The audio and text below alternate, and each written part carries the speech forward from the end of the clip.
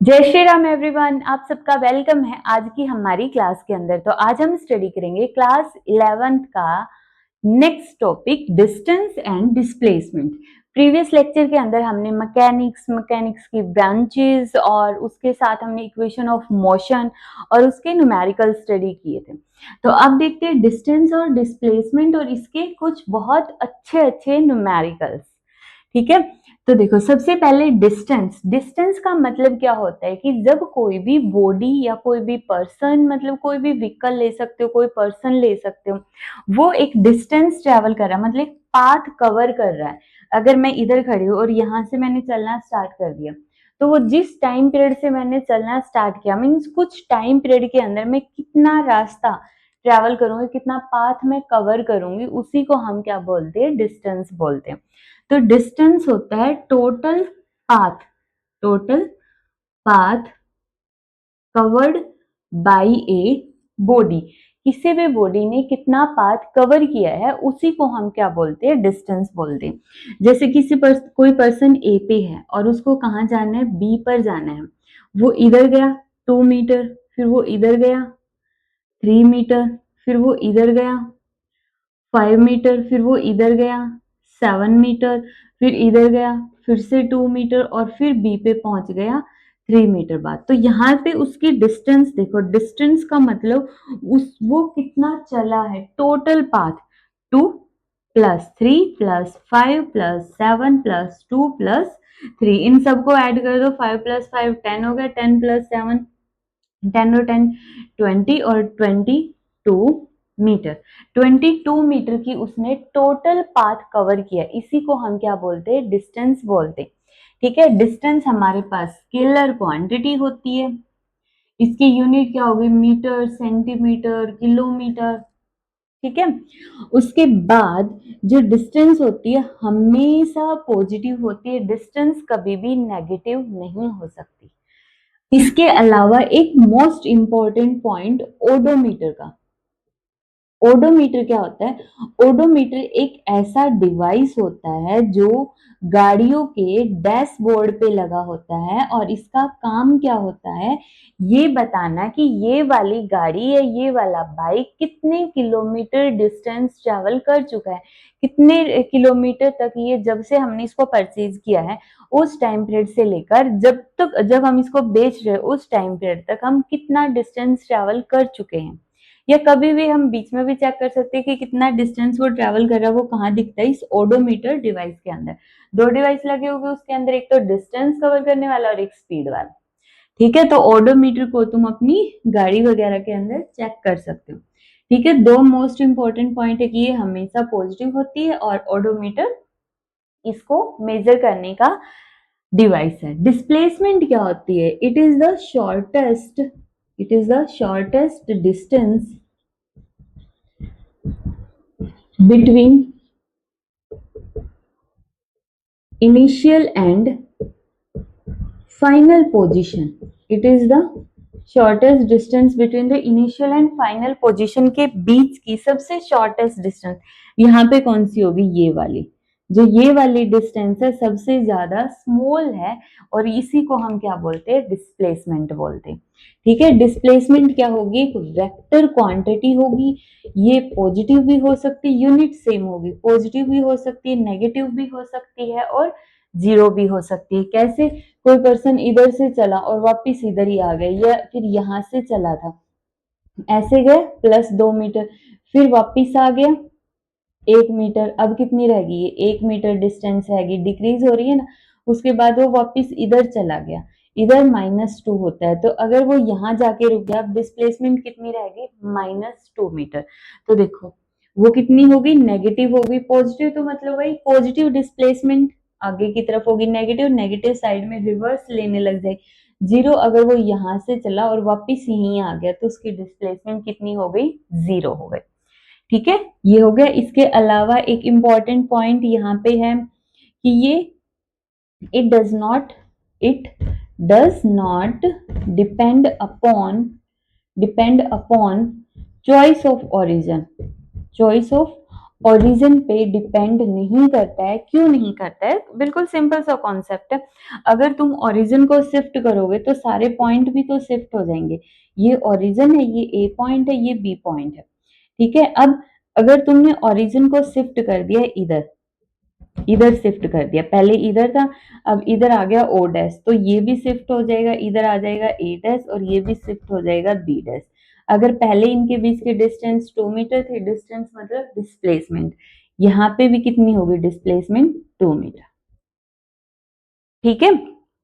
तो इसलिए ओरिजिन को अगर हम शिफ्ट कर भी दे तो भी इस पे कोई फर्क नहीं पड़ेगा। और एक और पॉइंट यहाँ पे होता है कि distance is equal to magnitude of displacement. वैसे तो इक्वल नहीं होता, ये ग्रेटर देन होता है, और इक्वल हो भी सकता है वरना तो ये ग्रेटर देन रहेगा।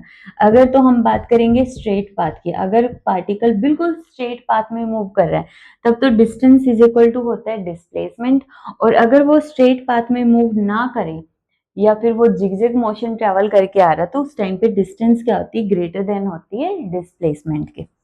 ठीक है, कर लोगे डिस्टेंस और डिस्प्लेसमेंट। अब इसके अच्छे अच्छे 5-6 क्वेश्चंस देखते हैं, और देखना उसमें कुछ क्वेश्चंस तो ऐसे होंगे जो देखने के बाद एक बार तो समझ में आएंगे नहीं, ठीक है। तो देखो, तो हमारा फर्स्ट क्वेश्चन है, a wheel of radius r is rolling on a road. ठीक है, एक रोड है और इसके ऊपर एक व्हील दे दिया है, पहिया दे दिया है, ठीक है। What will be the displacement of A point P in half rotation of a wheel on the road.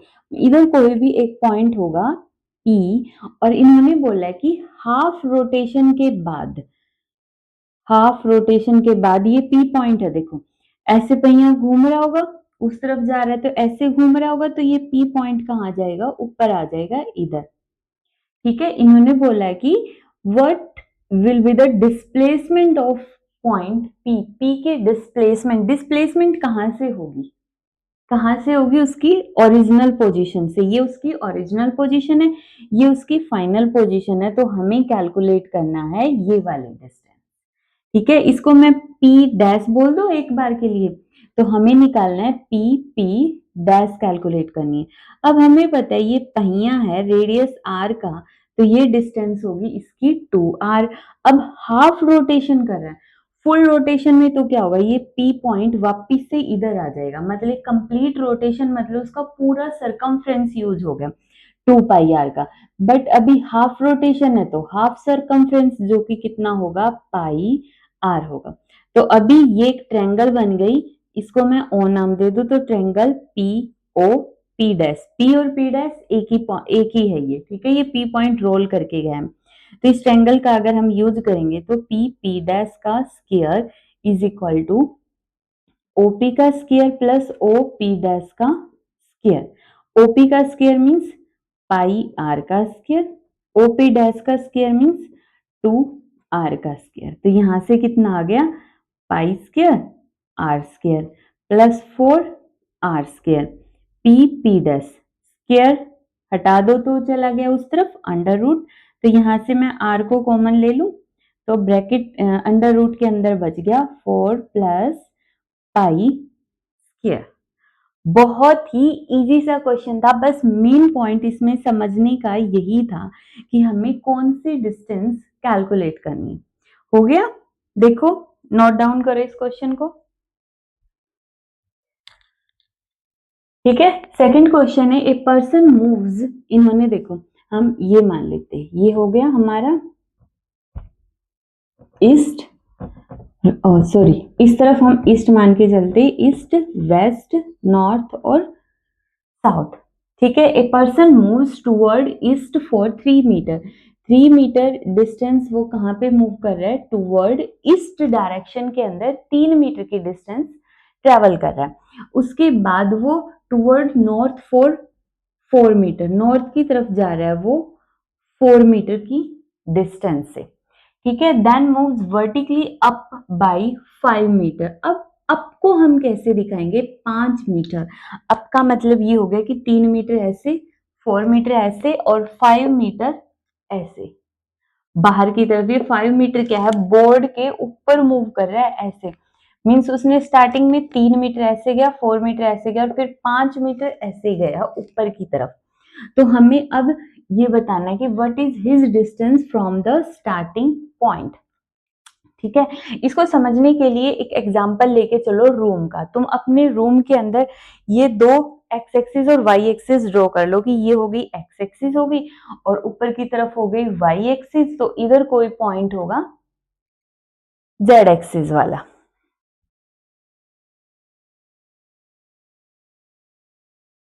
तो अब स्टार्टिंग पॉइंट से इसकी डिस्टेंस, स्टार्टिंग पॉइंट हो गया हमारा ये वाला, इससे इसकी डिस्टेंस, इसको ऐसे समझो।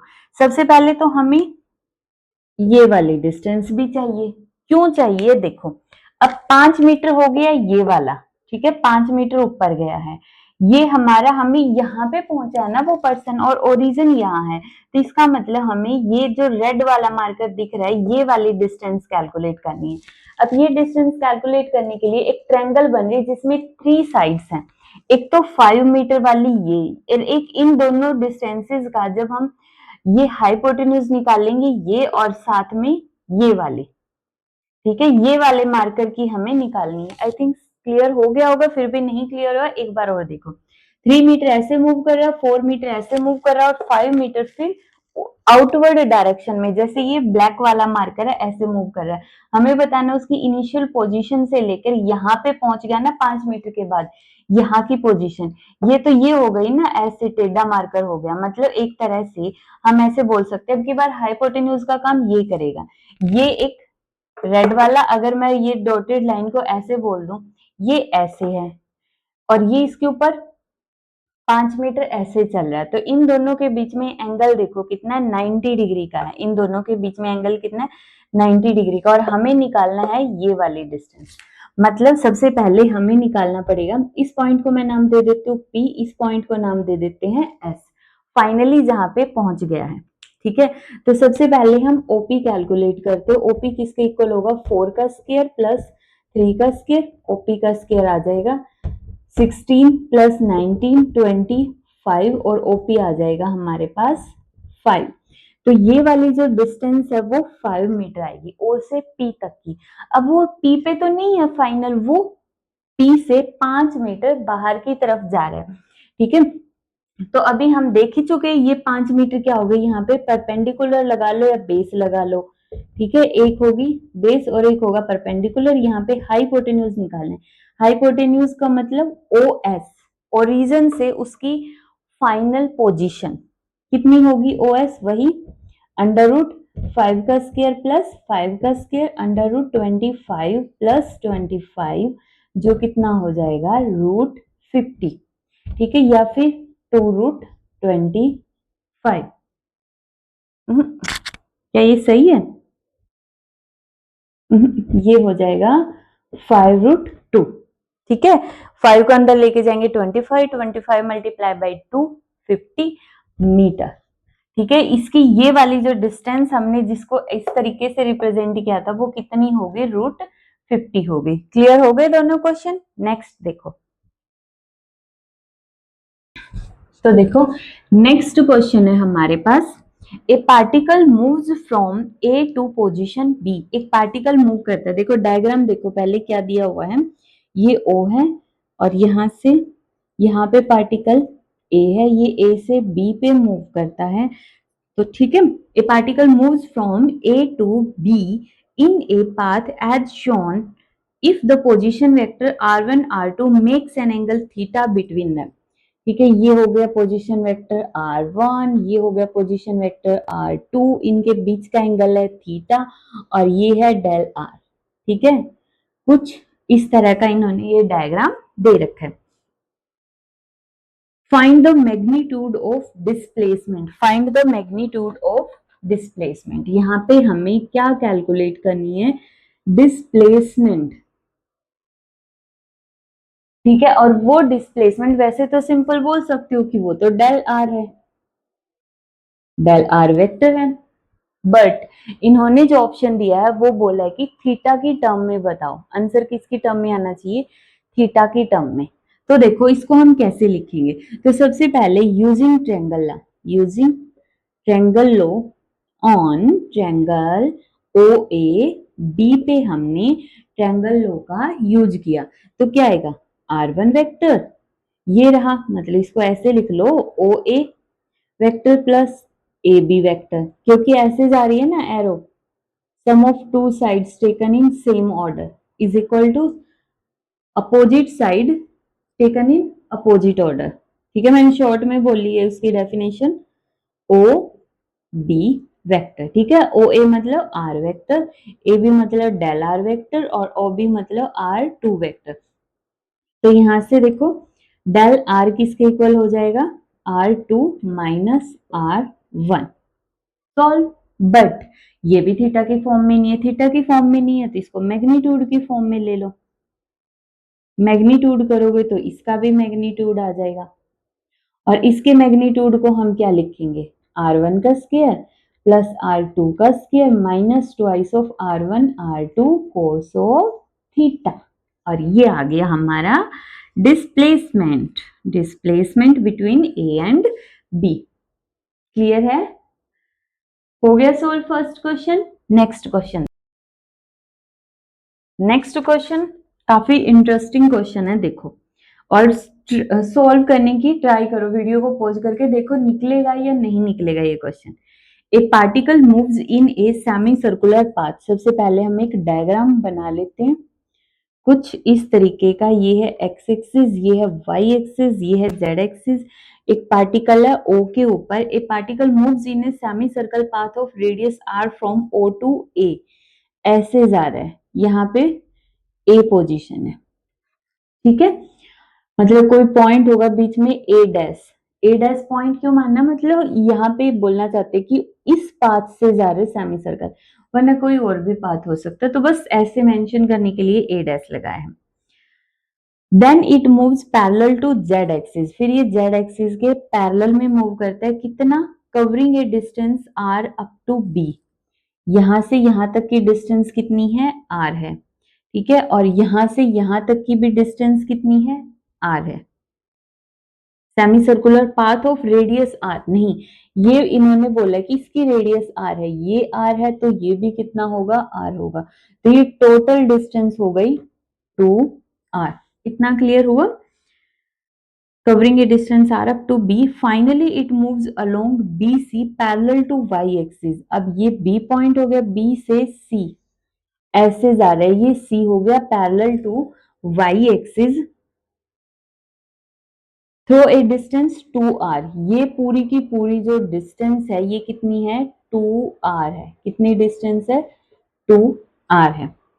फाइंड रेशियो, क्या रेशियो बोला इन्होंने, d by s, d for distance है इधर, s फॉर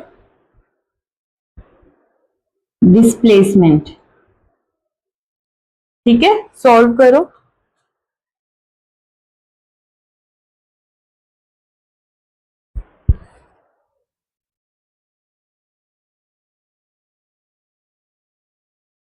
देखो इसको कैसे सॉल्व करेंगे, तो यहाँ पे हमें क्या निकालना है, डिस्टेंस निकालते हैं सबसे पहले, तो सबसे पहले इसकी डिस्टेंस देखते हैं। तो डिस्टेंस का फॉर्मूला देखो, बिल्कुल सिंपल है।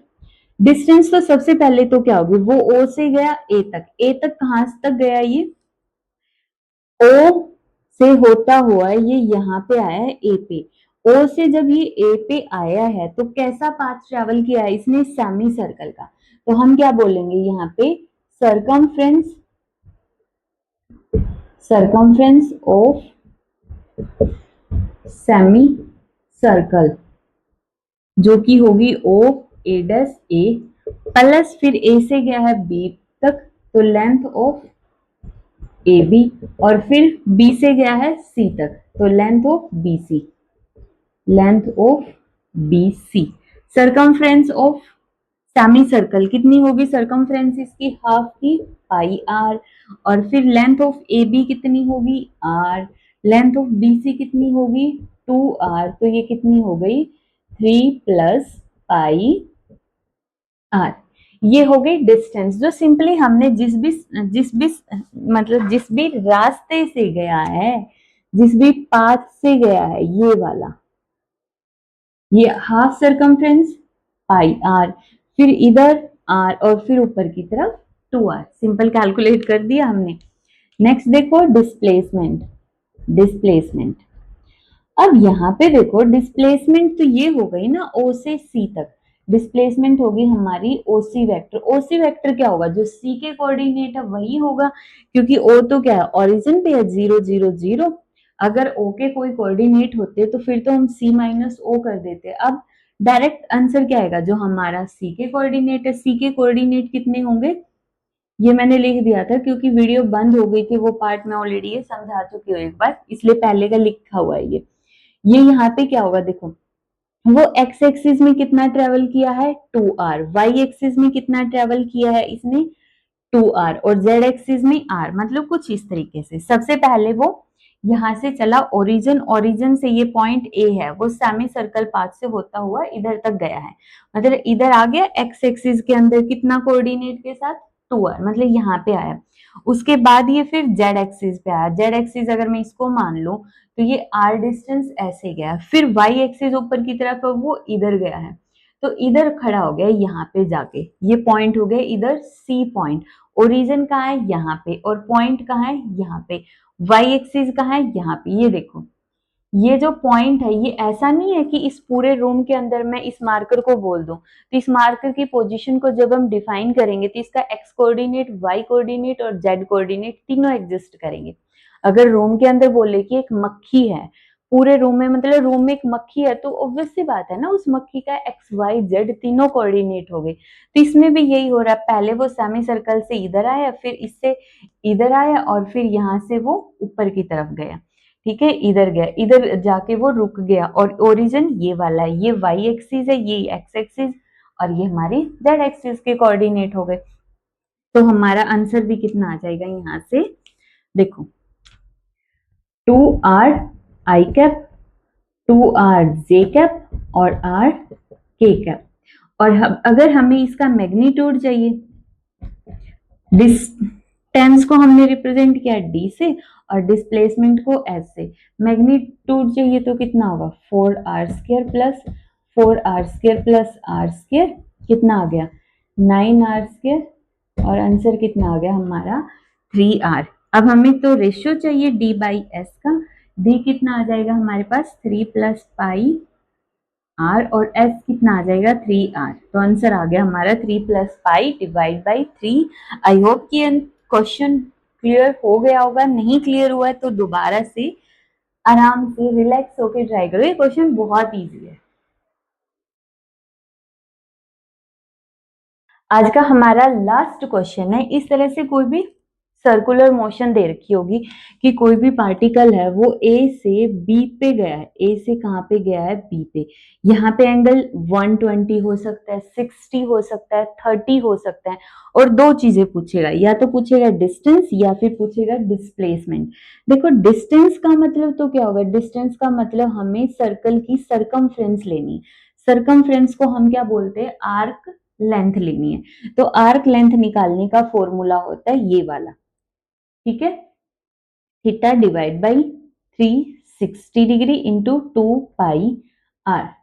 थीटा कितना है इधर 120 degree divide by 360 into 2 pi r, cancel कर दो, आंसर कितना आ गया 2 pi r divide by 3। Simple. वैसे भी देखो ये पूरा एंगल कितने का होता है 360 डिग्री का, और 120 से डिवाइड कर दो तो इस सर्कल के 3 पार्ट है, पूरी सरकमफ्रेंस 2 पाई आर होती है, तो 1/3 कितनी होगी इतनी होगी। तो मतलब आर्क लेंथ हम निकालेंगे इस फॉर्मूले से, इसको याद रखो फॉर्मूले को, ये शॉर्टकट है। और अगर हमें डिस्प्लेसमेंट चाहिए, डिस्प्लेसमेंट मतलब कि ये वाली कॉर्ड, ठीक है, ए बी, डिस्प्लेसमेंट मतलब शॉर्टेस्ट डिस्टेंस ए बी चाहिए, तो उसका फॉर्मूला होता है 2r साइन थीटा बाई 2।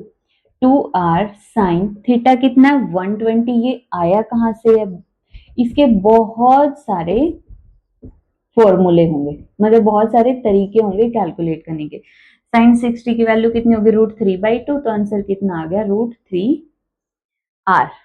ठीक है, तो निकाल सकते हो डिस्टेंस और डिस्प्लेसमेंट। ये फॉर्मूला कैसे निकाल सकते हो, तो देखो यहाँ से अगर मैं एक परपेंडिकुलर ड्रॉ कर दूं तो इस पॉइंट को मैं ओ डैश नाम दे दूं, तो ये परपेंडिकुलर इस दोनों पॉइंट्स को इक्वली डिवाइड करेगा। ये O dash A is equal to O dash B, तो ये दो ट्रायंगल बन गई 60 डिग्री 60 डिग्री। ये डिस्टेंस आर है, ये डिस्टेंस आर है। सिंपल ट्रिग्नोमेट्री यूज कर लो, O dash A divide by O A, theta के सामने की साइड परपेंडिकुलर, ओ ए क्या हो गया हाइपोटेन्यूज, ये 90 डिग्री का है तो साइन थीटा, थीटा कितना है 60 डिग्री।